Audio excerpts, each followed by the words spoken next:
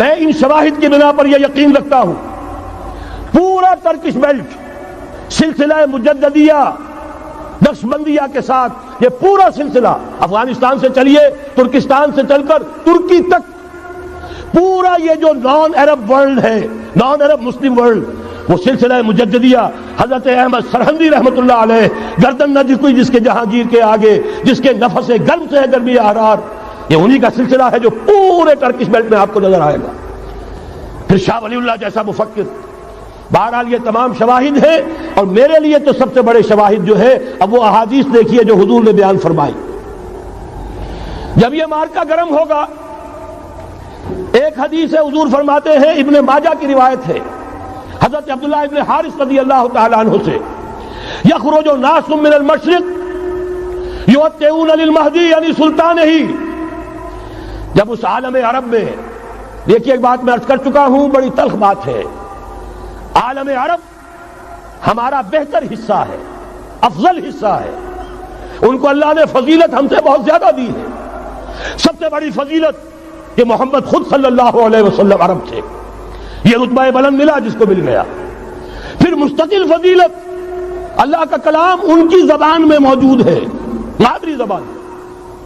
لہذا اگر انہوں نے کوتاہی کی انہوں نے پیٹھ دکھائی بہت بڑے مجرم ہیں اس میں کوئی شک نہیں. اور یہی وجہ ہے یہ سارے ملاحب وہی ہونے ہیں.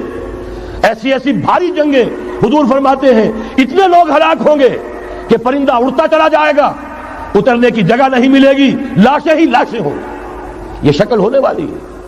اور میں تو چونکہ ایک مضمون اور کتابچے کی شکل میں بھی شائع ہو چکا ہے اس میں کہ حضور کی اس حدیث کے حوالے سے میری امت پر بھی وہ سب کچھ وارد ہوگا جو سابقہ امت پر ہوا اسی کے حوالے سے عرض کر چکا ہوں. اگر اس صدی میں ہولوکاسٹ میں 60 لاکھ یہودی مارا گیا ہے کوئی اسی کا دوبارہ چربا جو ہے امت مسلمہ پر بھی آنے والا ہے.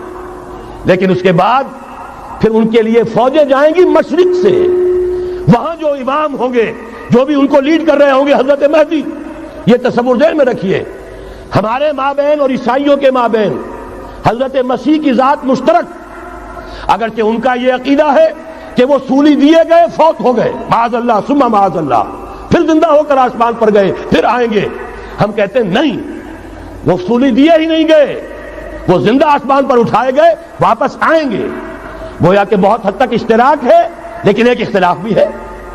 اسی طرح حضرت مہدی کے بارے میں شیعہ اور سنی تصورات میں اتفاق بھی ہے اختلاف بھی ہے. یقیناً امت مسلمہ امت عرب مجھے تو اقبال کا وہ شعر یاد آتا ہے خون اسرائیل آ جاتا ہے آخر جوش میں توڑ دیتا ہے کوئی موسیٰ طلسم سامری. تو کیا خون اسماعیل جوش میں نہیں آئے گا؟ حضرت اسماعیل کی نسل میں حضور اور حضور کی صاحبزادی حضرت فاطمہ رضی اللہ تعالی عنہا حضور نے فرمایا میری اس بیٹی کی نسل میں اللہ تعالیٰ ایک شخص کو اٹھائے گا جو اس وقت مسلمانوں کی قیادت کرے گا. یہ چیز ہمارے اور اہل تشیع کے مابین مشترک. فرق یہ ہے وہ سمجھتے ہیں کہ ان کے 12ویں امام کہ جو آج سے 1200 برس قبل روپوش ہو گئے تھے وہ ظاہر ہوں گے. ہمارے نزدیک نہیں وہ پیدا ہوں گے نو مولود ہوں گے عام انسانوں کی طرح آئیں گے ہوں گے نسل فاطمہ میں سے رضی اللہ تعالی عنہا اور وہ اس وقت عربوں کی قیادت کریں گے. خون اسماعیل آ جائے گا آخر جوش میں اور کوئی حضرت مہدی وہ آئیں گے اور اٹھیں گے اور قیادت کریں گے دجال سے مقابلہ کریں گے اور اس ملاحم کے اندر قیادت فرمائیں گے. لیکن ان کی مدد کے لیے مشرق سے فوجیں آئیں گی. گویا کہ پہلے مشرقی کسی ملک میں یہ نظام قائم ہو چکا ہوگا کوئی ایسی طاقت وجود میں آ چکی ہوگی کہ جب وہاں بھٹی دہکے گی تو وہاں کے مسلمانوں کی امداد مشرقی ممالک سے جائے گی. اور ایک دوسری حدیث میں یہ تو ترمذی کی روایت ہے کتب حدیث میں تیسرے نمبر پر کتاب یہی ہے صحیح بخاری صحیح مسلم پھر یہ جامع ترمذی. اس میں حضرت ابو ہریرہ سے روایت ہے یخرج من خراسان رایات سود. خراسان میں بتا چکا ہوں حضور کے زمانے کا خراسان افغانستان کچھ حصہ پاکستان کا کچھ روسی ترکستان کی آزاد ریاستیں جو ابھی ہوئی ہیں تھوڑا سا حصہ ایران کا یہ خراسان بزرگ یہ اولڈ گریٹر خراسان.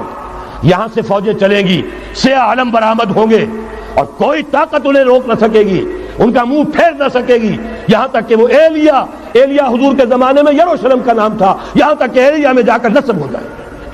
گویا کہ یہ جو ہمارے ہاتھ سے نکلا ہے قبضے سے پہلے بھی عربوں کے ہاتھوں سے نکلا تھا بیت المقدس یروشلم، عرب واپس نہیں لے سکے تھے، کرد خون صلاح الدین ایوبی اس نے واپس لیا، عربوں میں دم نہیں رہا تھا، عیاشیوں کی وجہ سے کھوکھلے ہو چکے تھے۔ میں تجھ کو بتاتا ہوں تقدیر امم کیا ہے، شمشیر و ثنا اول، طاؤس و رباب آخر۔ یہی وجہ ہے کہ تقریباً 20 صدی کے بعد ان کی حکومت ختم، آسمارا حق بود در خون بارت بر زمین بر زوال ملک مستعصم امیر المومنین۔ یہ ہوا کہ نہیں ہوا؟ جبکہ آئے ہیں تاتاری ہورس، اور جنہوں نے کہ آخری خلیفہ بنو عباس اسے محل میں سے نکالا، ایک کھال کے اندر لپیٹ کر اور اپنے گھوڑوں کے سوؤں تلے کچل دیا۔ عرب معزول کر دیے گئے تھے، لیکن اب دوبارہ عربوں کو جب سہارا ملا ہے، لیکن اب بھی انہوں نے کہیں اسلام قائم نہیں کیا۔ کوئی روس کا غلام رہا، کوئی امریکہ کا غلام رہا، کسی نے اس کا ساتھ دیا، کسی نے اس کا ساتھ دیا۔ تہذیب ہے تو مغربی، تمدن ہے تو مغربی، وضع میں تم ہو نصارہ تو تمدن میں ہنود، یہ مسلمان ہیں جنہیں دیکھ کے شرمائے یہود۔ یہی معاملہ جب ان کا ہوا تو اب اللہ تعالیٰ کی طرف سے ان کے اوپر وہ عذاب کی بھٹی گرم ہونے والی ہے۔ لیکن اس کے بعد پھر یہاں سے جائیں گے وہ جو ان کی مدد کریں گے، اور یہ ایلیا کو واپس لینے والے، یہ مشرق سے چلنے والے لشکر ہوں گے۔ یہ دو حدیثیں ابھی سن لیجئے، اور تیسری حدیث یہ ہے، حضور نے فرمایا، یہ سنن نسائی کی روایت ہے، قال رسول اللہ صلی اللہ علیہ وسلم عصابتان من امتی احوذهم اللہ من النار احرزهم اللہ من النار، میری امت کے دو لشکر ایسے ہوں گے جنہیں اللہ نے آگ سے نجات دے دی ہے، پہلے ہی سے ڈکلیئرڈ ہے۔ عصابت تغزو الہند، ایک لشکر کے جو ہند پر حملہ آور ہوگا، وعصابت تکون مع عیسیٰ ابن مریم علیہ السلام، اور دوسرا لشکر وہ ہے جو حضرت عیسیٰ کے ساتھ جا کر اور ان کے ساتھ مل کر یہودیوں کے خلاف جنگ کرے گا۔ میں اس حدیث کا جو مطلب سمجھتا ہوں واللہ عالم، یہ اسی علاقے میں جب انقلاب آ جائے گا، یہ علاقہ خراسان اور پاکستان، جب یہاں نظام خلافت قائم ہوگا، یہاں سے اسلام کی توسیع ہوگی، اور یہاں سے جانب مشرق ہند اور جانب مغرب یہ جو یہودیوں کا سیلاب آ رہا ہے، ان دونوں کا مقابلہ کرنے کے لیے انشاءاللہ العزیز، ورنہ یہ عصابتان جو ہے ایک حدیث میں جمع کرنے کی کوئی اور حکمت ہو نہیں سکتی، ورنہ تو ہندوستان پہ کئی لشکر آئے ہیں، لیکن یہ کہ در حقیقت اسی وقت جبکہ عالم عرب میں وہ بھٹی دہکے گی، اسی وقت یہاں انقلاب آ چکا ہوگا۔ ایک طرف یہاں سے مدد کے لیے لشکر جائیں گے کہ جو مسلمان عرب جو ہے ان کی مدد کریں گے، حضرت مہدی کے جھنڈے تلے لڑیں گے، حضرت مہدی کی حکومت کو مستحکم کریں گے، یؤتون للمہدی، دوسری طرف وہ ہندوستان کی طرف پیش قدمی کریں گے، اور یہیں سے جیسے اس وقت سیلاب نکلا تھا جزیرہ نما عرب سے، ایک داہنی طرف ایک بائیں طرف، ایران، افغانستان، ترکستان، ادھر مصر، لیبیا، الجزائر، مراکش، موریتانیہ، اسی طریقے سے انشاءاللہ اسی علاقے سے اس کا آغاز ہوگا اور بات آگے بڑھے گی۔ تو غرض اصل حاصل کیا ہے؟ یہ ہونا ہے، پچھلے آثار ثابت کر رہے ہیں کہ ہونا ہے، حضور کی احادیث بتا رہی ہے کہ یہی سے ہونا ہے۔ ہوا صرف یہ ہے ہم بھٹک گئے، ہمیں اپنی منزل یاد نہ رہی۔ میں تو بہرحال ان لوگوں میں سے ہوں جنہوں نے نعرے لگائے تھے پاکستان کا مطلب کیا، لا الہ الا اللہ۔ میں سن 46 میں یہاں حبیبیہ ہال میں قائد اعظم نے مسلم اسٹوڈنٹ فیڈریشن کے جس اجلاس کو خطاب کیا تھا، ضلع حصار سے جو 2 ڈیلیگیٹ آئے تھے ان میں سے ایک میں تھا۔ میں نے بہرحال اس تحریک میں بھی حصہ لیا ہے، ایک ننھے کارکن کی حیثیت سے لیا ہے، پھر حالات کو بدلتے اپنے آنکھوں سے دیکھا ہے، ہم کہاں سے کہاں جا پہنچے ہیں۔ ضرورت صرف اس بات کی ہے کہ آج ہمارا حال یہ ہے، ہماری قیادت، ہماری سیاست ان لوگوں کے ہاتھ میں ہے کہ وہ فریب خوردہ شاہی کے پلاح و کرگسوں میں اسے کیا خبر کہ کیا ہے، تب وہ تاب جاویدانہ، ان کی تہذیب مغربی، ان کی ذہنیت مغربی، ان کی وضاقتہ مغربی، ان کا تمدن مغربی، ان کی سوچ مغربی، ان کے سارے اطوار مغربی۔ لہذا در حقیقت ایک تو یہ کہ ان سے چھٹکارا پانا، اور دوسرے یہ کہ در حقیقت مغرب کی تمام طاقتوں کو للکارنے کے لیے اس قوم کے اندر سے جذبہ ایمان، جذبہ جہاد کو برآمد کرنا، یہ 2 کام ہیں جو کرنے ہیں۔ اور اگر ہم یہ کر لیں گے، جیسا کہ میں نے آیت آپ کو سنائی تھی، اللہ کا کوئی وعدہ غیر مشروط نہیں، ایمان اور عمل صالح، ایمان اور جہاد، یہ وعدے پورے کرو گے تو اللہ کا وعدہ بھی پورا ہوگا۔ لیکن ظاہر بات ہے جیسے یہودیوں نے یورپ کو فتح کیا اور آج وہ مغرب یہودیوں ہی کے زیر اثر ہمیں فتح کرنے پر تلا ہوا ہے۔ آج نوٹ کیجئے، جس طرح 3 اطراف سے یہودیوں نے حملہ کیا یورپ پر، میں اس کا تذکرہ کر چکا ہوں، آج ہم پر بھی اسی طرح کا 3 pronged اٹیک ہے۔ نمبر 1، ایٹمی دانت نہ نکلنے پائیں اس قوم کے، رول بیک کرانے کے لیے خاموش ڈپلومیسی، اس کے ہتھ کنڈے، کہیں ان میں طاقت نہ ہو جائے، کہیں یہ چیلنج کرنے کی پوزیشن میں نہ آ جائیں، اپنے پاس ایٹمک ہتھیاروں کے انبار ہوں، لیکن کسی مسلمان ملک کے پاس آ گیا تو وہ اسلامک بام بن جائے گا۔ اگر وہ اسرائیل کے پاس ہیں کوئی حرج نہیں، لیکن پاکستان کے پاس کسی صورت میں اسلحہ نہیں ہونا چاہیے۔ کمزور رکھو، ہمارے دستے نگر رہے، ہماری ہی مرضی پر، ہمارے چشم ابرو کے اشارے پر حرکت کریں۔ نمبر 2، اباحیت، بے حیائی، عریانی، فحاشی، اس کا سیلاب، اور سب سے بڑھ کر خاندانی نظام کو برباد کرنے کے لیے یہ بہبود آبادی کا پروگرام۔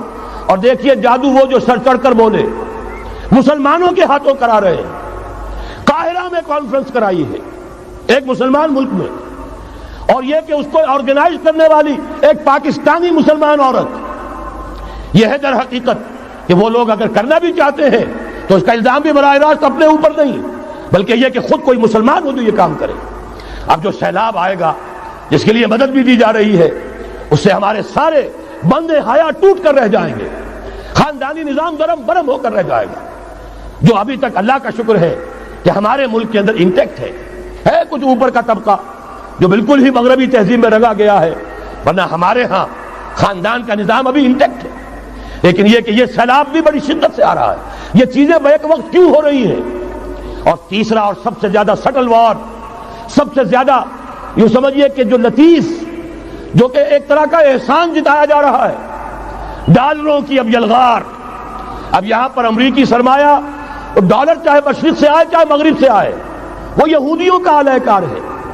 آپ نے اگر $1 نوٹ کا اگر کبھی نقشہ دیکھا ہو، اس کے اوپر جو سگنیا بنا ہوا ہے، جو نشان ہے، وہ کیا ہے؟ پیرامڈ، احرام مصر۔ یہ کن کے لیے اہمیت رکھتے ہیں؟ ہزارہا یہودیوں کا خون اور ان کی ہڈیاں ان پیرامڈز کے تلے دبی ہوئی۔ جب یہ احرام بنائے گئے تھے، یہ یہودی وہاں غلامی کے دور میں تھے، بیگار ان سے لی جا رہی تھی، بڑے بڑے پتھر جب گرتے تھے تو پسنے والے یہودی ہوتے تھے۔ یہ ان کی اپنی جیسے ہولوکاسٹ، جیسے انہوں نے اس کو اپنا سمبل بنایا ہوا ہے، اسی طریقے سے پیرامڈ، مصر کا پیرامڈ، یہ گویا کہ ان کے اس زوال کا ایک نشان ہے، اور اس پر ایک آنکھ بنی ہوئی ہے، ایک آنکھ، کانے دجال کی آنکھ، وہ دیکھ رہی ہے۔ عجیب ہے یہ سمبل۔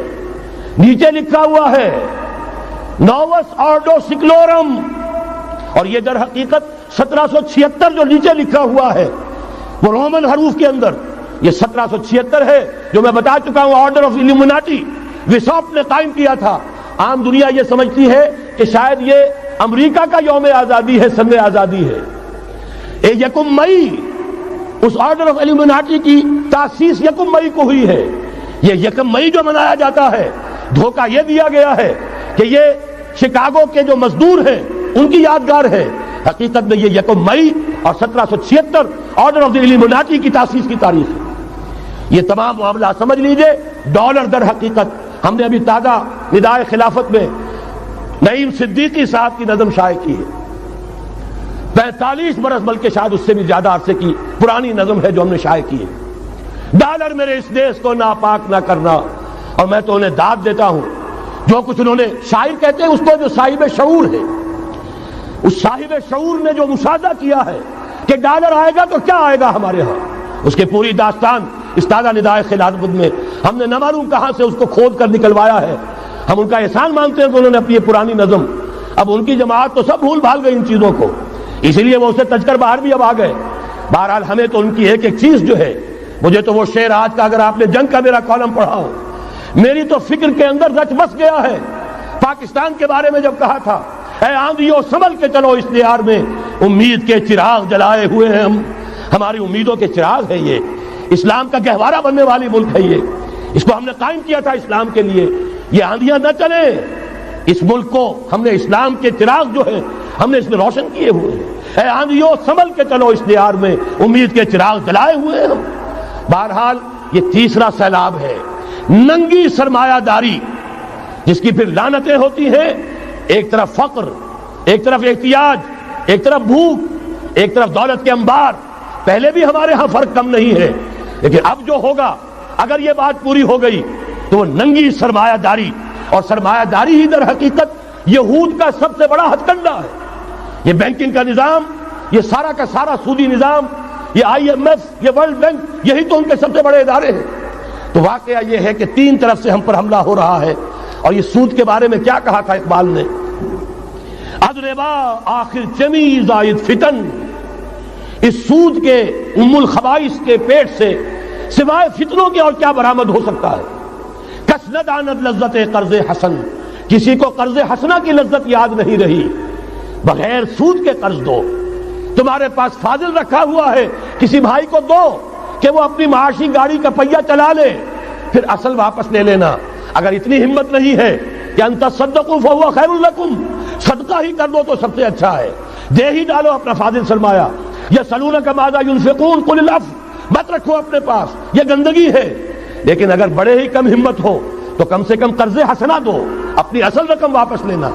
کس نہ داند لذت قرض حسن، ادربا جاں تیرا دل چو خشت و سنگ، اس لیے کہ سود کے ذریعے سے انسان کے اندر تاریکی پھیل جاتی ہے، دل جو ہے اینٹ کے مانند، پتھر کے مانند سخت ہو جاتا ہے، کٹھور۔ ثم قست قلوبکم فہی کالحجارۃ او اشد قسوۃ، آدمی درندہ بے دندان و چنگ، اور انسان بغیر اس کے کہ بھیڑیوں والے دانت ہوں اور بھیڑیوں والے پنجے ہوں، بھیڑیا بن جاتا ہے۔ بہرحال اب کرنے کا کام کیا ہے اس کو سمجھیے۔ اس پوری صورتحال کا میں نے آپ کے سامنے نقشہ پیش کر دیا۔ ایک طرف مغرب سے نیو ورلڈ آرڈر، جو جیو ورلڈ آرڈر ہے، اس وقت کی سپریم پاور آن ارتھ، امریکہ کی سرپرستی میں بڑی تیزی کے ساتھ حملہ آور ہے۔ دوسری طرف وَمَكَرُوا وَمَكَرَ اللَّهُ وَاللَّهُ خَيْرُ الْمَاكِرِينَ، اللہ کو پامردی مومن پہ بھروسہ، ابلیس کو یورپ کی مشینوں کا سہارا۔ اللہ تعالیٰ نے اسرائیل کا توڑ پاکستان قائم کیا۔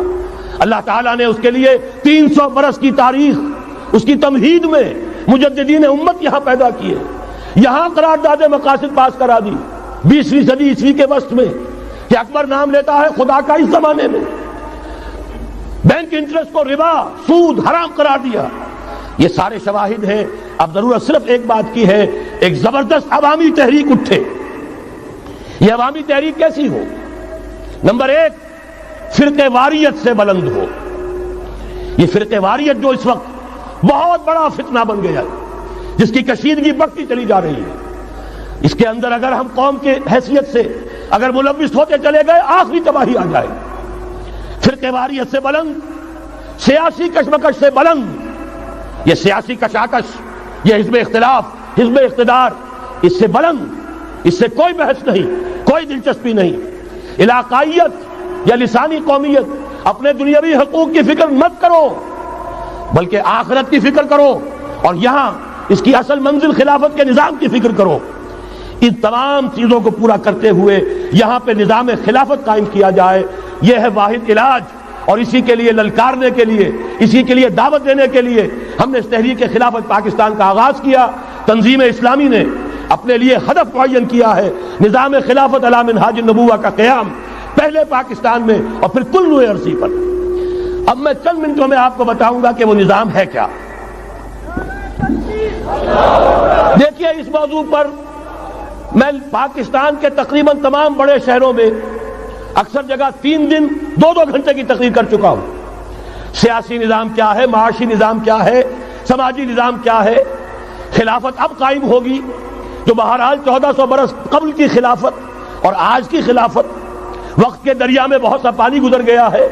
اصول وہی کے ہوں گے، فنڈامنٹل وہی کے ہوں گے، تفصیلی خاکہ بنے گا اس زمانے کے تقاضوں کے مطابق۔ تو میرے وہ تقریریں ویڈیو کی شکل میں، آڈیو کی شکل میں، اردو میں، انگریزی میں، شکاگو میں 20 گھنٹے کا پروگرام پچھلے سال ریکارڈ کرا کے آیا۔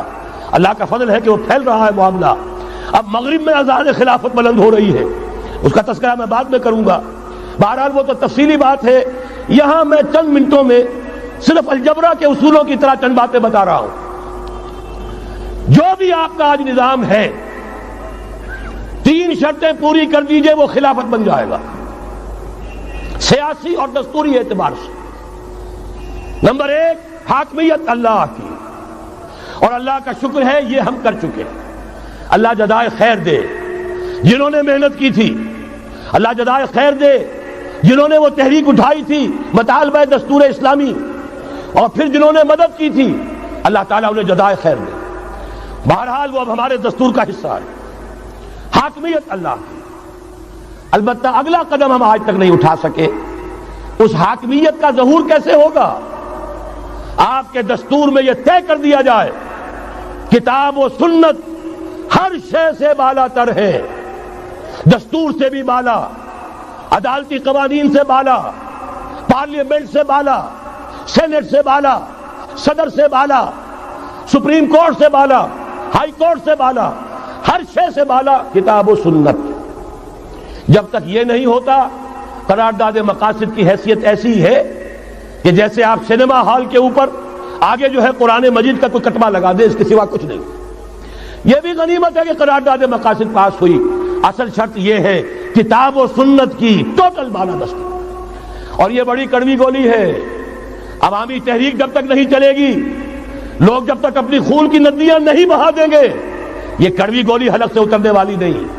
یہ IJI کی حکومت میں نہیں اتری، اسلام کے نام پر اقتدار میں آئے، اسلام کے نام پر ISI نے IJI بنوائی، اسلام کے نام پر انہیں ووٹ ملے، 2/3 کی اکثریت ملی. اس کے باوجود شریعت کی بالادستی کا ایکٹ، شریعت کی بالادستی کی دستور کے اندر ترمیم پاس نہیں کرائی گئی. معلوم ہوا اوپر زبردست کا ٹھینگا ہے. امریکہ کے سب پرستار ہیں، سب ڈرتے ہیں، سب کے لیے سب کو نظر آتا ہے بالآخر جو ہے اسی کے پاس جانا ہوگا، چاہے وہ نواز شریف ہو اور چاہے وہ بے نظیر ہو. ایک کھلم کھلا ہے، اور اب تو میں کہتا ہوں نواز شریف بھی کھلم کھلا ہے.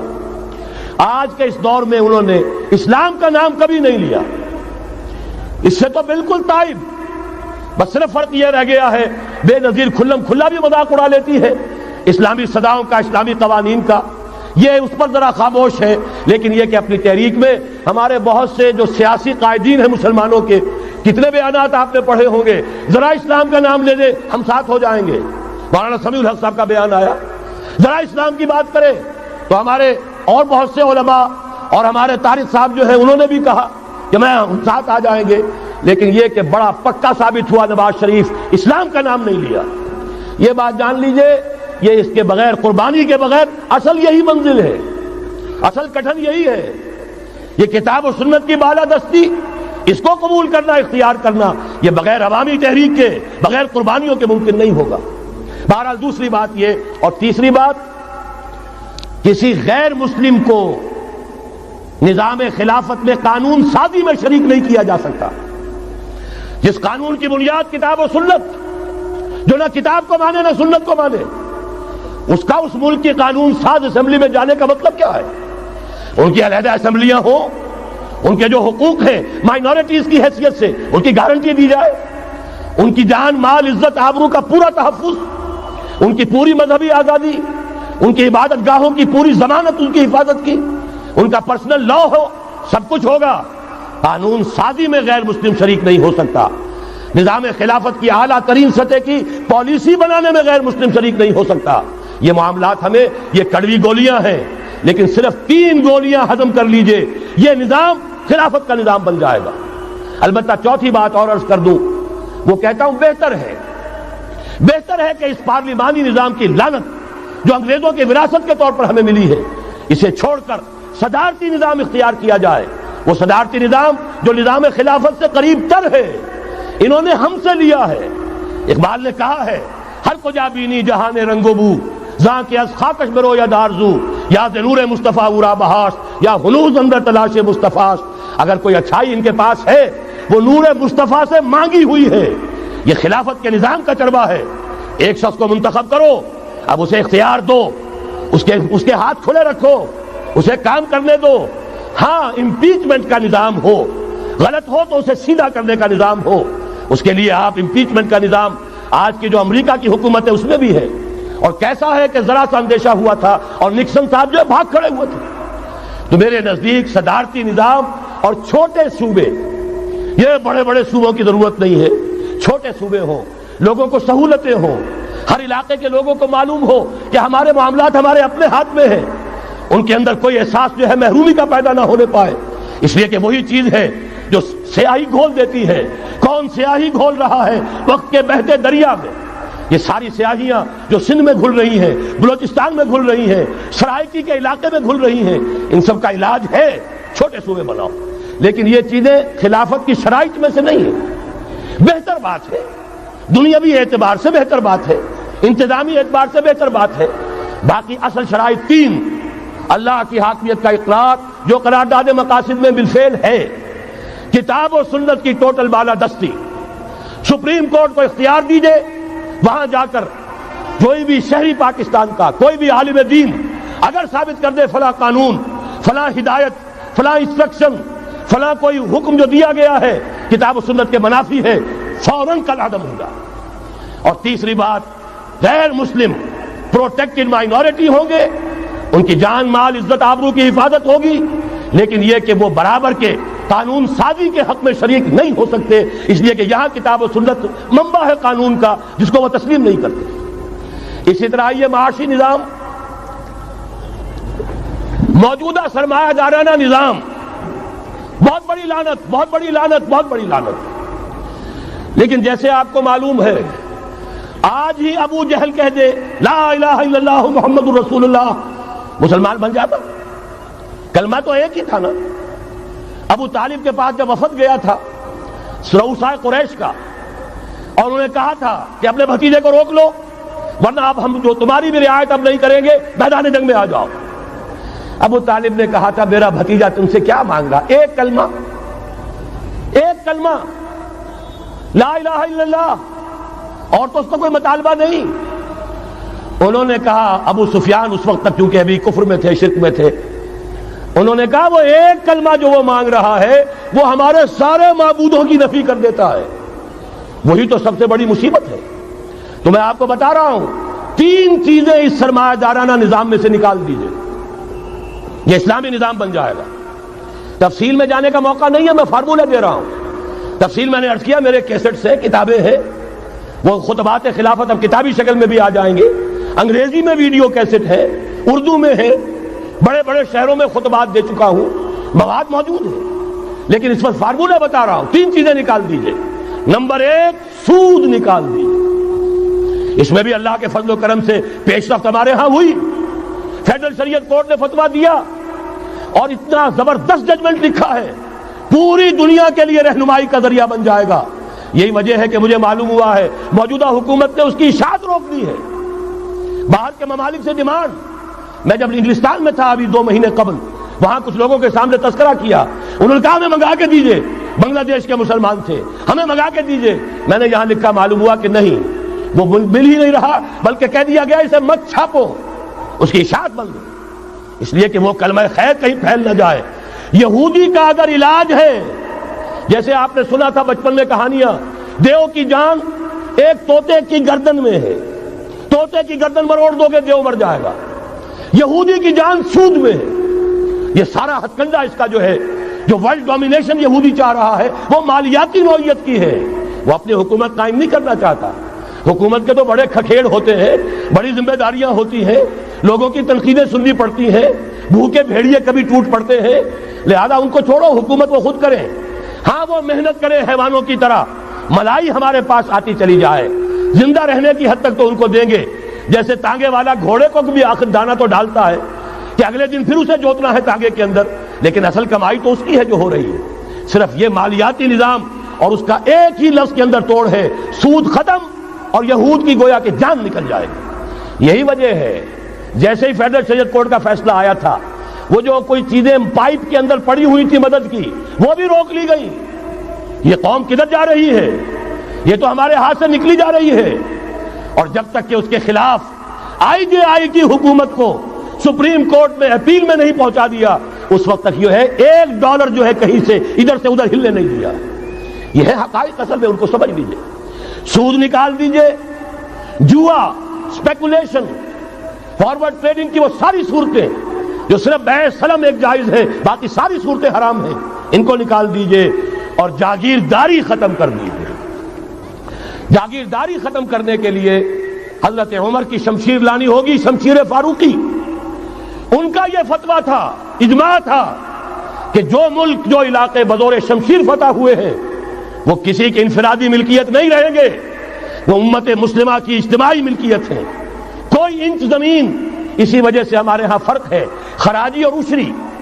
عشری زمین ملکیتی ہوتی ہے، اس میں سے ایک مسلمان جس کی ملکیتی زمین ہے اس کا وہ 10واں حصہ یا 20واں حصہ پیداوار کا دے کر فارغ، اور جو خراجی زمین ہوتی ہے وہ کسی کی ملکیتی نہیں ہوتی، وہ تو مسلمانوں کی ہے، نظام خلافت کی ہے۔ جو کام کر رہا ہے چاہے مسلمان ہو چاہے غیر مسلم ہو، وہ کاشت کرے گا، آدھا اس کا ہے، آدھا ریاست کا ہے، بیت المال کا ہے۔ یہ ہے نظام خراجی کا اور عشری کا فرق۔ اور حضرت عمر نے طے کر دیا تھا رضی اللہ تعالیٰ عنہ کہ جتنے علاقے فتح ہوئے، یہ مصر ہے، یہ عراق ہے، یہ شام ہے، یہ ایران ہے، ساری زمینیں مسلمانوں کی اجتماعی ملکیت۔ کام کرنے والے چاہے یہودی ہوں، چاہے مجوسی ہوں، چاہے عیسائی ہوں، چاہے وہ مسلمان ہو جائیں، زمین خراجی رہے گی، زمین سے خراج جائے گا بیت المال میں تاکہ تمام امت کی بہبود میں صرف ہو سکے۔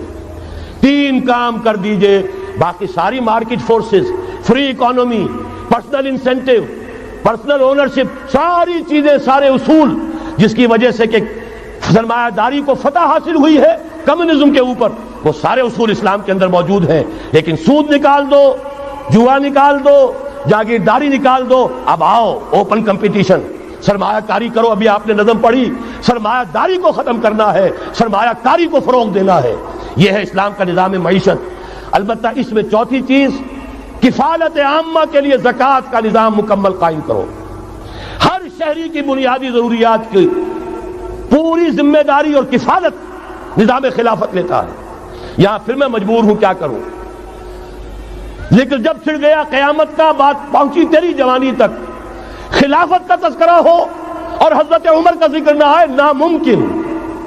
خلافت کا نظام، جیسے آپ کہتے ہیں کہ گلاب کا پھول پورا کھلا ہوا ہے، للی ان بلوم، خلافت کا نظام پورا کھلا ہوا حضرت عمر کے دور میں نظر آتا ہے۔ اسی وقت کہا تھا حضرت عمر نے رضی اللہ تعالی عنہ کہ اگر دجلہ و فرات کے کنارے کوئی کتا بھی بھوکا مر گیا تو قیامت کے دن عمر ذمہ دار ہوگا۔ اور جانور تک کا معاملہ ہے، مجوسی کو دیکھ لیا تھا بوڑھے کو ایک کہ جو بھیک مانگ رہا تھا، وہاں کے عامل اور گورنر سے ایکسپلینیشن کال کی، یہ بھیک کیوں مانگ رہا ہے؟ جب یہ جوان تھا، کام کر سکتا تھا، تم اس سے جزیہ لے رہے تھے، اب یہ بوڑھا ہو گیا ہے، کما نہیں سکتا، تم نے اسے بھکاری بنا دیا ہے، اس کا وظیفہ مقرر کرو۔ ظاہر بات ہے غیر مسلم ٹیکس دیں گے، مسلمان زکوٰۃ دیں گے، مسلمانوں کے لیے زکوٰۃ سے کفالت عامہ ہوگی، غیر مسلموں کے ٹیکسوں کے ذریعے سے۔ وہی نظام جو آج یورپ میں ہے، اسکینڈینیوین کنٹریز میں ہے، برطانیہ میں ہے، ان امپلائمنٹ الاؤنس ہے، یا یہ کہ اور ویلفیئر کا نظام ہے، لیکن اسلام کا مکمل ترین ویلفیئر نظام زکوٰۃ کے تحت ہے، اور اس میں گارنٹی ہے ہر شہری کی بنیادی ضروریات انڈر ریٹن، ان کی ذمہ داری ریاست کے ذمہ۔ حضرت عمر ہی کا زمانہ تھا کہ لوگ اپنی زکوٰۃ لے کر پھرتے تھے، لینے والا کوئی نہیں ہوتا تھا۔ اس کا بھی میں مسئلہ آپ کو سمجھا دینا چاہتا ہوں۔ میں نے تو عرض کیا تھا، میں تو مدرس ہوں، عوامی مقرر نہیں ہوں، میں تو چاہتا ہوں آپ چیزیں سمجھ کر اور ان کا علم آپ کا جو ہے حاصل کر کے اٹھیں، لوگوں کو پھر پہنچائیں۔ یہ کیسے ہو گیا جبکہ زکوٰۃ جو ہے وہ تو اسلامی ریاست میں نظام خلافت میں حکومت لیتی ہے، پھر کیسے ہو گیا کہ لوگ اپنی زکوٰۃ لے کر پھر رہے، لینے والا کوئی نہیں؟ اس کو بھی جان لیجئے، جیسے زمین کی 2 قسمیں میں نے بیان کی، خراجی اور عشری، ایسے ہی زکوٰۃ کے قابل جو مال ہے اس کی بھی 2 قسمیں ہیں۔ اموال باطنہ، گھروں میں رکھی ہوئی کوئی نقدی ہے، کوئی زیور ہے، کوئی اور ایسی چیزیں ہیں، یہ اموال باطنہ کہلاتی ہیں۔ اس کی زکوٰۃ جبراً حکومت نہیں لے گی۔ اگر اس کی زکوٰۃ جبراً حکومت لے تو گھروں کی تلاشیاں لینی پڑیں گی، جا کے تکیے پھاڑ پھاڑ کے دیکھنے پڑیں گے کہ کہیں کچھ رکھا ہوا تو نہیں ہے۔ یہ معاملہ مسلمانوں کی ان کی اپنی نیت پر، ایمان پر، اللہ کے ساتھ ان کے خلوص و اخلاص پر چھوڑ دیا۔ ہاں اموال ظاہرہ، دکان میں 5 لاکھ کا مال پڑا ہے، 2.5% دے دو، گودام میں 10 لاکھ کا مال پڑا ہے، 2.5% دے دو، تمہارا کارخانہ ہے بہت بڑا، اس کی زمین معاف، بلڈنگ معاف، مشینری معاف، ٹولز معاف، لیکن جو سرمایہ چل رہا ہے چاہے وہ خام مال پڑا ہے چاہے فنشڈ، ٹوٹل کی مالیت کے اوپر 2.5% دے دو. یہ ہے زکوٰۃ جس کو بدنام کیا ضیاء الحق صاحب نے. صرف سود جو ہے، سود والا جو صرف بینکوں کے اندر ڈپازٹ ہے اس سے 2.5% لے کر اسے زکوٰۃ قرار دے دیا، حالانکہ وہ تو کچھ زکوٰۃ نہ ہوئی، سود کا کمیشن ہوا، اس کے سوا کچھ بھی نہیں. زکوٰۃ تو یہ ہے کہ ہر دکاندار، اور مجھے یقین ہے مسلمان دے گا، آپ اسے انکم ٹیکس جیسے لعنتی ٹیکس سے نجات دیجئے جس نے اسے جھوٹ بولنے پہ مجبور کیا ہوا ہے. یہ لعنتی ٹیکس ہے در حقیقت کہ جس نے ہر شخص کو جھوٹا بننے پر مجبور کر دیا ہے. ان کو ختم کریں. زکوٰۃ تو مسلمان اپنے ایمان کے تقاضے پر دے گا، اور وہ دے گا اور خوشی سے دے گا. لہذا یہ پورا نظام جو ہے اس کو اختیار کیا جائے زکوٰۃ کے، تو پوری ویلفیئر اسٹیٹ، دنیا کے بلند ترین معیارات کی ویلفیئر اسٹیٹ قائم ہو جائے گی. جو حضرت عمر نے کہا تھا کہ کوئی کتا بھی بھوکا اور پیاسا نہ رہے. اب آئیے تیسرا معاملہ سماجی. یہاں بھی 3 ہی باتیں کہوں گا. ترقی ہے، تعلیم ہے، ان میں کوئی رکاوٹ نہیں. خواتین کام کریں، کوئی رکاوٹ نہیں. کیا چیز نکالنی ہے؟ بے حیائی، بے حجابی، عریانی نکال دو. ستر و حجاب انفورس کرو. سیگریگیشن، عورتوں کے اسکول علیحدہ، مردوں کے علیحدہ، عورتوں کے کالج علیحدہ، مردوں کے علیحدہ، عورتوں کی یونیورسٹی علیحدہ، مردوں کی علیحدہ، عورتوں کے ہسپتال علیحدہ، مردوں کے ہسپتال علیحدہ. کسی درجے میں تو ہمارے ہاں ہے، اس کو آگے بڑھاؤ، یونیورسٹی بناؤ. اسی طریقے سے ہسپتال میں، مردوں کے ہسپتال میں عورتوں کو نرس رکھنا کیوں لازم ہے؟ کیا مرد نرسنگ نہیں کر سکتے؟ کیا فوج کی جو فارورڈ یونٹس ہوتے ہیں میڈیکل، کیا ان میں عورتیں جاتی ہیں نرسوں کی حیثیت سے؟ جہاں اصل ضرورت ہوتی ہے، کسی کا بازو اڑ گیا ہے، کسی کی ٹانگ اڑ گئی ہے، کسی کا پیٹ چاک ہو گیا ہے، آنتیں باہر ہے، بڑی ٹینڈر نرسنگ کی ضرورت ہے، وہاں تو عورت نہیں جاتی، وہاں تو میل نرسز ہے. تو مردانہ ہسپتالوں میں مردوں کو نرس رکھو، زنانہ ہسپتالوں میں عورتوں کو نرس رکھو. عورتیں مریض ہوں، عورتیں ڈاکٹر ہوں، عورتیں جو ہے نرسنگ کریں. وہاں کی انتظامیہ بھی عورتوں کو دیجیے. پھر یہ ہے کہ ساری پرائمری ایجوکیشن عورتوں کو دے دیجیے. چھوٹی عمر کے بچے ہیں، انہیں عورت کے اندر اللہ تعالیٰ نے جو شفقت مادری رکھی ہوئی ہے فطری طور پر، ضرورت ہے اس ٹینڈر ایج میں. تو ارادہ اگر ہو جائے تو ہر کام ہو سکتا ہے. ارادہ چاہیے. یہ کہ بے ستری، بے حجابی، عریانی، فحاشی کا خاتمہ کرو. نمبر 2، شراب اور منشیات کا خاتمہ کرو. اس کے لیے آئرن ہینڈ بلکہ آئرن فسٹ کی ضرورت ہے. یہ کر کے دکھایا، ایرانیوں نے کر کے دکھا دیا.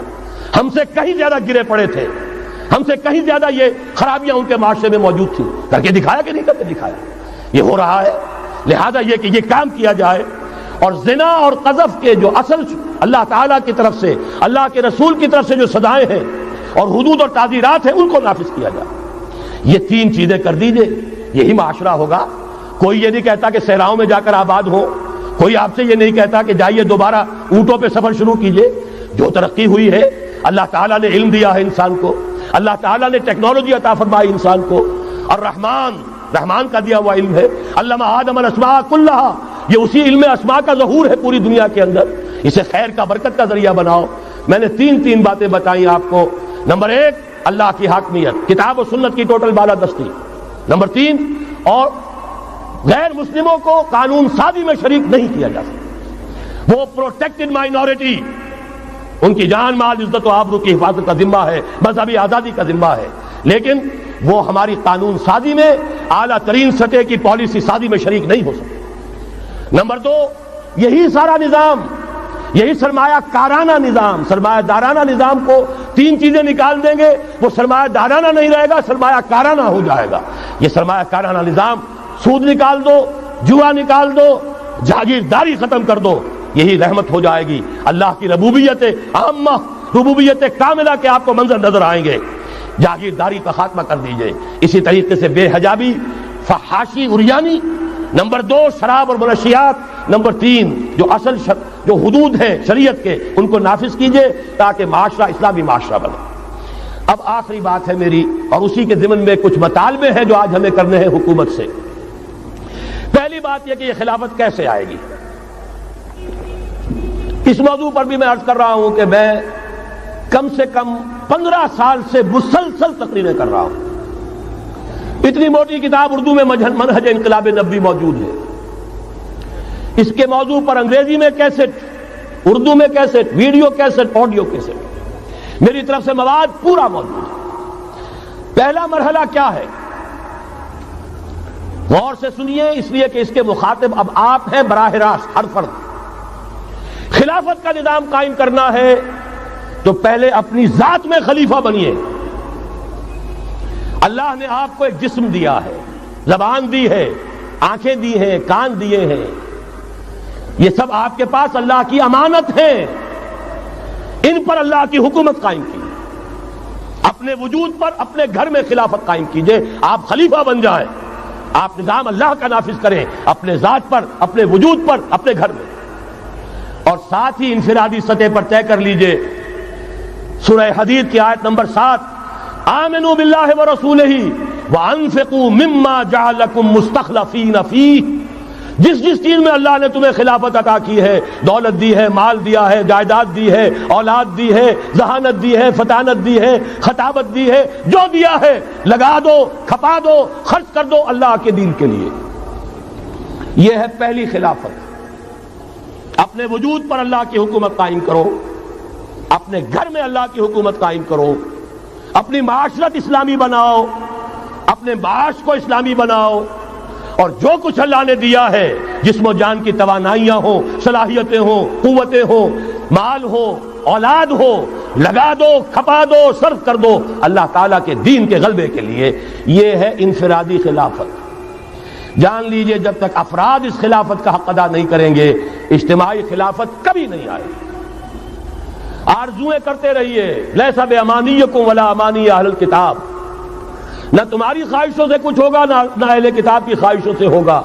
انہوں نے بھی کیا ہے تو بڑے پاپڑ بیل کر کیا ہے جو کچھ کیا ہے، اور تمہیں بھی کرنا ہوگا تو بڑی طاقت صرف کر کے اور محنت کر کے قربانیاں دے کر کرنا ہوگا۔ یہ محض دعاؤں سے بھی نہیں ہو سکتا، دعائیں منہ پر دے ماری جاتی ہیں۔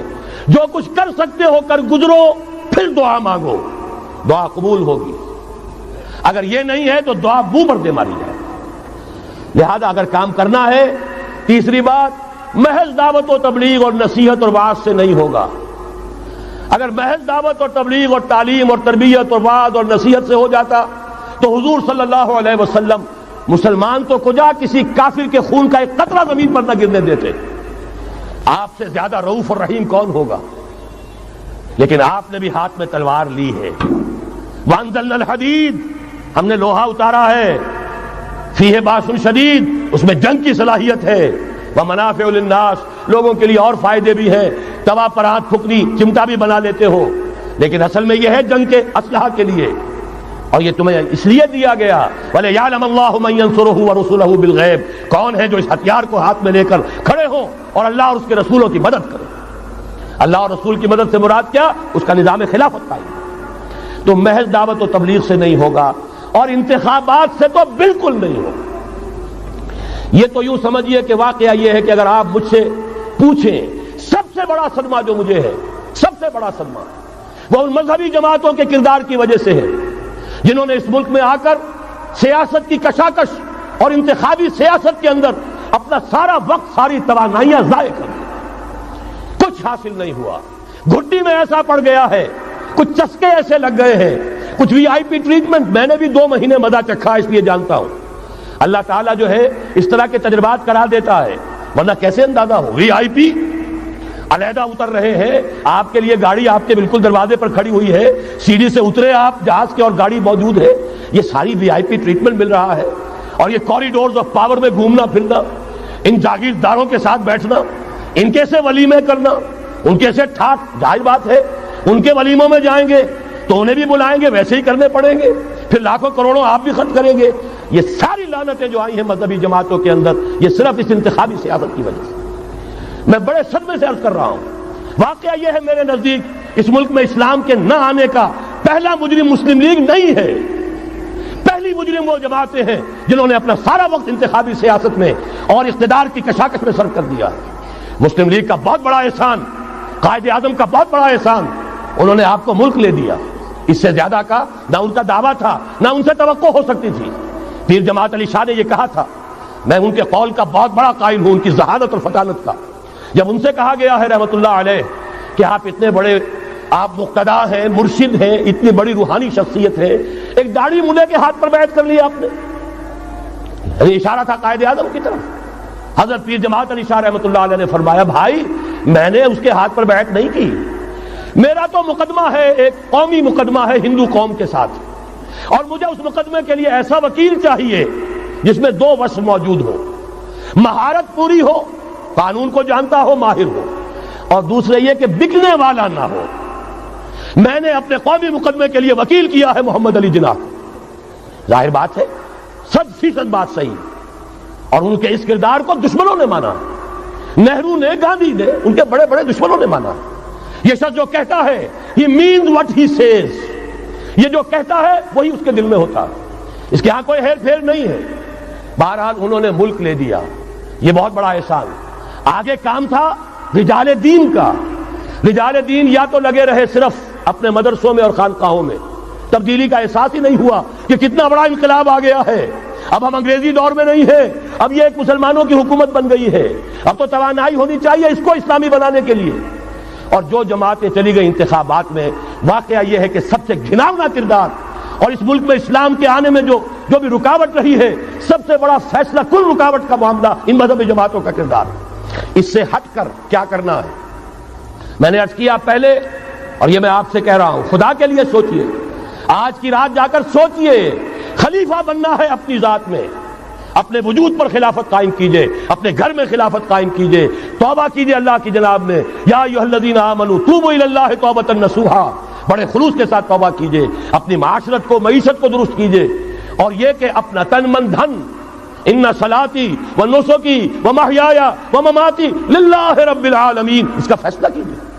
یہ پہلا مرحلہ ہے بڑا کڑوا، بڑا بھاری، لیکن یہ بھی میں آپ سے عرض کر دوں، جو ارادہ کر لے اس کے لیے بہت آسان، اللہ تعالیٰ کی مدد آتی ہے۔ تم کرو ہمت، توفیق ہم دیں گے، تم کرو فیصلہ، تحصیل ہماری طرف سے ہوگی، آسانی ہماری طرف سے ہوگی۔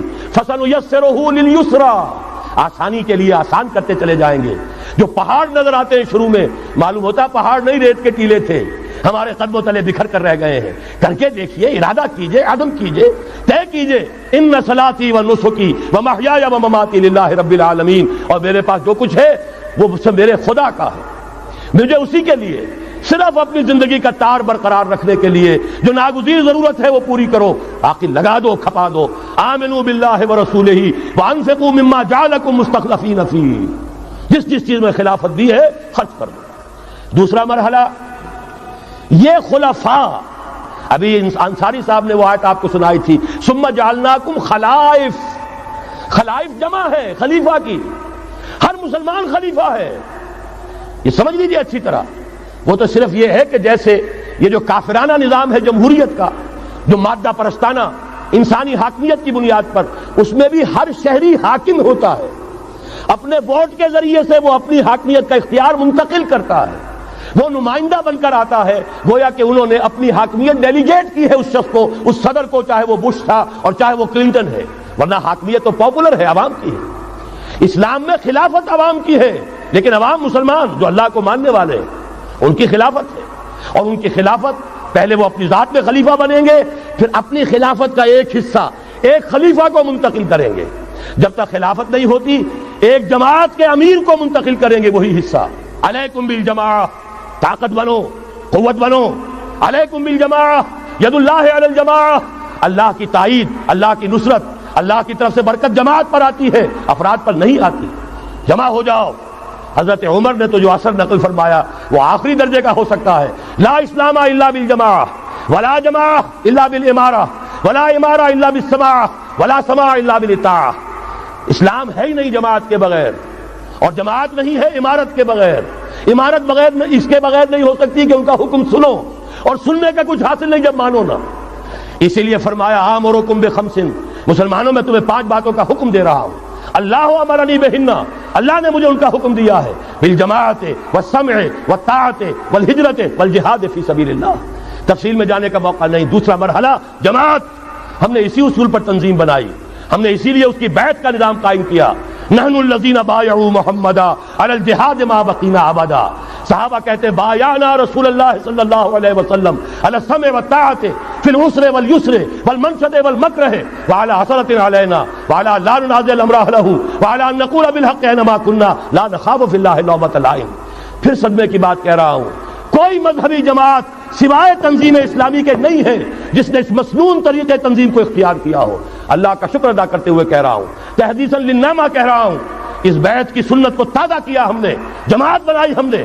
ہمارے ہاں بیعت رہ گئی تھی صرف پیری مریدی کی بیعت، صرف اصلاح نفس کی بیعت۔ اصل بیعت وہ در حقیقت جو مسنون بیعت ہے وہ بیعت جہاد ہے، وہ بیعت جماعت ہے، تاکہ اللہ کے دین کو قائم کرنے کے لیے، خلافت کو برپا کرنے کے لیے اجتماعی جد و جہد کی جا سکے۔ اس کے بعد یہ جماعت کیا کرے گی؟ وَلْتَكُن مِّنكُمْ أُمَّةٌ يَدْعُونَ إِلَى الْخَيْرِ وَيَأْمُرُونَ بِالْمَعْرُوفِ وَيَنْهَوْنَ عَنِ الْمُنكَرِ۔ انتخابات نہیں لڑے گی، کسی کو کندھا دے کر اوپر نہیں پہنچائے گی، پھر اس کی ٹانگ گھسیٹ کر نیچے نہیں گرائے گی۔ یہ دھندے نہیں کرنے، یہ کھیل نہیں کرنے، ادھر جانا ہی نہیں۔ یہ تو ایک ہی تھیلی کے چٹے بٹے، یہ ایک ہی نظام، دونوں امریکہ کے یکساں غلام، دونوں جو ہے اسی سیکولرزم کا دودھ پی کر، سود کا دودھ پی کر کوئی جمع ہوا ہے، اور کوئی جاگیرداری کی گھٹیاں اس کی گھٹی میں پڑی ہوئی ہے، یہ اس کی پیداوار ہے۔ ان میں سے کسی کے ساتھ کوئی خیر نہیں ہے، لیکن یہ ہے کہ الیکشن تو جب بھی کراؤ گے وہی آئیں گے۔ لاکھ آپ تیسری قوت بننے کی امید میں ایئر مارشل اصغر خان بوڑھے ہو گئے، دور اسکار ہوئے، از عمر رفتہ ہوئے۔ اب قاضی حسین احمد صاحب تیسری قوت بننے کی فکر میں آئے تھے، کبھی وہ طاہر القادری صاحب تیسری قوت بننے کی فکر میں آئے تھے۔ جب تک یہاں جاگیردارانہ نظام ہے، کون سی تیسری قوت آ سکتی ہے؟ مت ماری گئی ہے، عقلیں جو ہے بیچ کھائی ہیں، کیا ہوا ہے؟ کبھی تو آخر ہوش آنا چاہیے۔ یہ وہی آئیں گے، ایک لغاری نہیں دوسرا لغاری، ایک مزاری نہیں دوسرا مزاری، یہ تو وہی آئیں گے، انہی کا کھیل ہے۔ ایک بہت بڑا تمندار سر جمال خان لغاری، اس کا پوتا آج ہے آپ کا صدر۔ ایک اور بہت بڑا تمندار، دونوں سر تھے، سر شاہ نواز بھٹو، اس کی پوتی وزیر اعظم۔ یہ تو ان کا جو ہے میوزیکل چیئرز کا گیم ہے۔ تم نے خامخواہ جا کر اپنے آپ کی اپنی عزت کا بھی ڈھیلا کرایا، اپنی جو ہے وہ اوقات ضائع کیے ہیں۔ اس کی بجائے کرنا کیا ہے؟ نہیں انل منکر، بدی سے روکو۔ جب تک طاقت نہیں ہے کافی، طاقت فراہم کرتے رہو، جمع کرو۔ اعدوا لهم ما استطعتم، اپنی نفری بڑھاؤ، تربیت بڑھاؤ، ایثار اور قربانی کا مادہ بڑھاؤ، نظم کی پابندی کا جذبہ بڑھاؤ، بڑھاتے رہو بڑھاتے رہو۔ با نشہ درویشی در ساز و دما دمزن، چون پختہ شوی خدرا بر سلطنت جم زن۔ جب طاقت کافی ہو جائے اب میدان میں آؤ، للکارو، کہو اب نہیں چلنے دیں گے اس حرام کام کو، نہیں چلنے دیں گے اس ملک میں سود کو، نہیں چلنے دیں گے اس ملک میں جاگیرداری کو، نہیں چلنے دیں گے یہاں بے حیائی اور فحاشی کو۔ گھیراؤ کریں گے، پکیٹنگ کریں گے، کسی کی جان اور مال کو نقصان نہیں پہنچائیں گے، اداروں کا گھیراؤ ہوگا، ان تمام چیزوں کی برائیوں کا استحصال ہوگا۔ پھر گولیاں چلے، سینوں پر کھائیں گے، اللہ وہ دن لائے اور ہمیں اس کے لیے اہل بنائے۔ شہادت ہے مطلوب و مقصود مومن، نہ مال غنیمت نہ کشور کشائی، اس کے سوا کوئی راستہ نہیں ہے۔ اس کے بغیر جو بھی خواب دیکھتا ہے جنت الحمقاء میں رہتا ہے، یا اپنے آپ کو دھوکہ دے رہا ہے، یا دوسروں کو دھوکہ دے رہا ہے، اور کوئی امکان نہیں ہے۔ ایک ہی راستہ ہے۔ اگر محمد الرسول اللہ اور ان کے ساتھیوں کو انہی وادیوں میں سے گزرنا پڑا، اگر طائف کا پتھراؤ محمد الرسول اللہ کو اپنے جسم اطہر پر جھیلنا پڑا، دندان مبارک محمد الرسول اللہ کے شہید ہوئے، خون کا فوارہ ان کا چھوٹا، سینکڑوں صحابہ جن میں حضرت حمزہ جیسے بھی ہے، اسد اللہ و اسد الرسول، جن کی لاش کا نقشہ ابھی آپ نے سنا، ناک کٹی ہوئی ہے، کان کٹا ہوا ہے، پیٹ چاک کر کے کلیجہ چبایا گیا ہے۔ حضور کو جو صدمہ ہوا ہے، مدینے جب واپس گئے ہیں، انصار کے گھروں سے عورتوں کے بین کرنے کی آوازیں آئیں، اس وقت تک حرمت نہیں ہوئی تھی، اور عربوں کا رواج تھا جیسے ہمارے ہاں دیہات میں جس طرح خواتین نوحے کرتی ہیں، بین کرتی ہیں، اس وقت تک وہاں ان کے ہاں بھی رواج تھا، تو وہاں ہو رہا تھا۔ 70 صحابہ شہید ہوئے تھے۔ وہ کوئی ہر شہید کسی کا بیٹا تھا، کسی کا شوہر تھا، کسی کا بھائی تھا، کسی کے ساتھ کوئی اور رشتہ تھا، پورا مدینہ جو ہے ماتم کدا بنا ہوا تھا۔ اس وقت حضور کی زبان سے بھی الفاظ نکل گئے، اما حمزہ تو فلا بواکی لہو، ہائے حمزہ کے لیے تو کوئی رونے والیاں بھی نہیں۔ تب انصار نے اپنے گھروں سے بھیجا خواتین کو، حضرت صفیہ رضی اللہ تعالی عنہا کے ہاں، وہاں جاؤ اور تعزیت کرو۔ یہ ساری وادیاں ہیں جو طے کی ہیں محمد الرسول اللہ والذین معہ۔ سفر تبوک ہوا ہے جسے جیش العسرہ کہا گیا ہے، ایسا مرحلہ بھی آیا ہے 3 مجاہدین کو 24 گھنٹے کے راشن میں ایک کھجور ملی، ایک کھجور، 24 گھنٹے کا راشن۔ ان لوگوں نے یہ قربانیاں دی ہیں، اس کے بغیر نہیں ہوگا۔ تو ظاہر بات ہے اس کے لیے پہلے تیاری۔ کچے پکے لوگ اگر لے آئے، تو خاک میں مل اور آگ میں جل، جب خشت بنے تب کام چلے، ان خام دلوں کے عنصر پر بنیاد نہ رکھ، تعمیر نہ کر۔ یہ تو پختگا خام ہے جب تک تو ہے مٹی کا ایک انبار، تو پختہ ہو جائے تو ہے شمشیر بے زنہار تو۔ وہ پختہ ہو جائے، اب ٹکر مول لو، آگے بڑھو، للکارو، آنکھوں میں آنکھیں ڈالو، باطل کا مقابلہ کرو، اس کے استحصال کے لیے اپنی جانیں قربان کر دینے کو سب سے بڑی کامیابی سمجھو۔ یہی واحد راستہ ہے، اس کے سوا جب وہ مرحلہ آ جائے گا، اللہ کرے کہ وہ آئے، اور میں اب اس وقت تو بیان نہیں کر سکتا، وقت بہت ہو گیا ہے۔ میری جو ایک کتاب چھپ چکی ہے سابقہ اور موجودہ مسلمان امتوں کے کا ماضی، حال اور مستقبل، آنے والی جو حالات ہیں ان کا ایک نقشہ میں نے بیان کیا جو احادیث نبویہ میں آیا ہے۔ میرا اندازہ یہ ہے کہ اب معاملہ زیادہ دور کا نہیں ہے، بلکہ ہمارے لیے تو نہ دور کا ہے نہ دیر کا ہے، انشاءاللہ یہیں سے ہوگا۔ بس صرف یہ ہے کہ فریب خوردہ شاہی اور بھٹکا ہوا آہو جو ہے اسے پھر اپنی منزل یاد آ جائے۔